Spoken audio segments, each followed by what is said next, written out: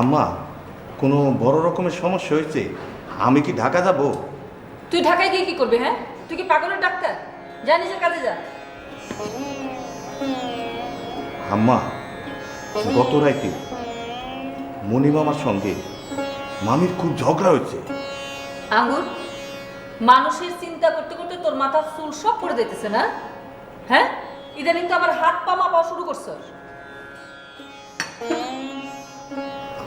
আম্মা, সুরেশ ডাক্তার বলছিল হোমিওপ্যাথিক ওষুধ খাইলে চুল পড়া নাকি বন্ধ হয়। এখন দেখতেছি ওষুধ খাওয়ার পর চুল আরো বেশি করে পড়তেছে। আপনার কাছে কি প্যারাসিটামল ট্যাবলেট হবে? Paracetamol tablet? প্যারাসিটামল খেলে তোর চুল পড়া বন্ধ হবে? তুই না আসলে একটু যাই এখান থেকে।